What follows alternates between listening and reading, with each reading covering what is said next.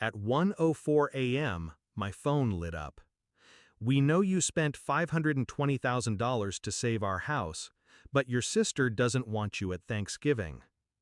I stared at it. No thank you. No apology. Just a surgical extraction. Of me. I didn't argue. Didn't ask why. I just typed one word. Noted. And that was the night everything changed. Not for me. For them. I was 29 when I liquidated half my portfolio to save their home. They'd taken out loans they couldn't afford, gambled on bad decisions, and hid it from me until the bank was 3 weeks from foreclosure. Dad sounded broken when he called. Mom cried. I didn't hesitate. One transfer. Clean. Immediate. They kept their house. They kept their pride. And I thought, maybe I'd finally earned my place. My sister, Lila, said nothing. She didn't contribute, didn't thank me, just looked at me with that quiet resentment she'd perfected since childhood. I was the afterthought until they needed rescuing. Then I was the savior. Then, almost instantly, the ghost. It started with smaller things. Group chats without me. Family photos where I was conveniently out of frame. Then Mom's birthday. I sent flowers, heard nothing. Later saw a photo online, Lila holding the same bouquet, smiling. Caption read, "From the one who really knows me." I kept receipts, figuratively and literally. I knew my place, useful, not wanted. So I played the role, silent, watching, until that text at 1 a.m. became the invitation I never knew I needed.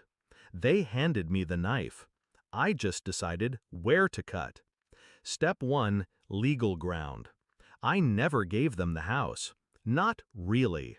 The transfer was through a holding company, mine. Legally, they were tenants, not owners. Buried in the paperwork was a condition.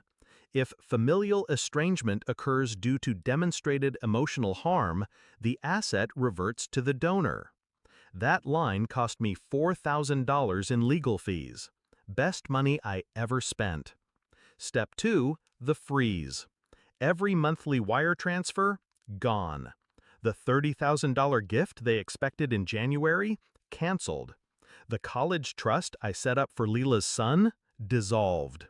Funds moved to a new account, under my control. I wasn't punishing him, but I wasn't financing her. Step 3, exposure. I sent one package, just one, to every extended family member. A hardcover photo book, elegant, cream-colored. Inside, page 1, a scanned copy of the foreclosure notice.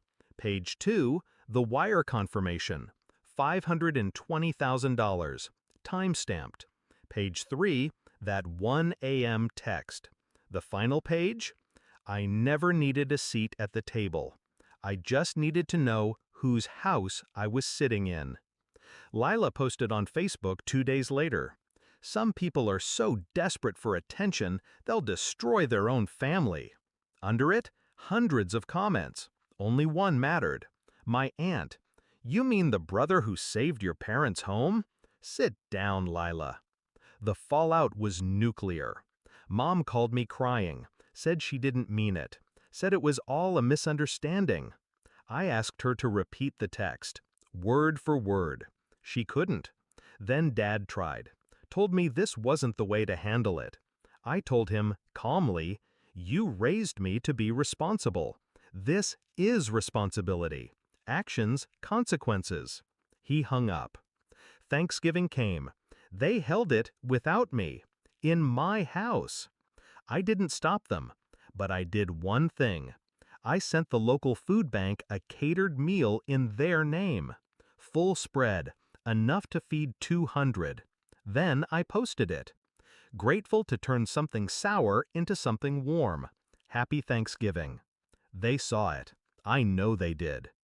Christmas was quieter. The usual avalanche of cards and invitations, none came, except one, from my grandmother.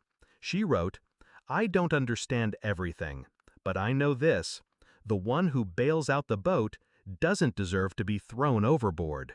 January came, and with it the final move: eviction notices. Not immediate. I gave them 90 days. Enough time to figure something out, but not enough to pretend nothing happened. Lila tried once more. She texted, "You're overreacting. You're being cruel." I replied, "No, I'm being exact."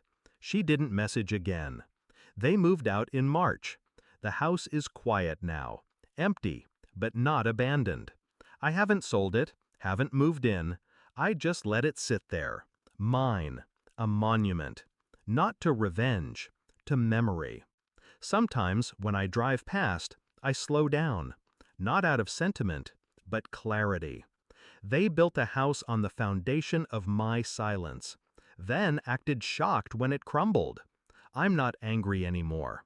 I'm awake. They thought I'd always be there, that I'd keep bleeding just to keep them warm. They were wrong. Now they know. Every time they sit at someone else's table, in someone else's house, feeling that chill they never noticed before, they'll remember the one word I sent at 1 a.m. Noted.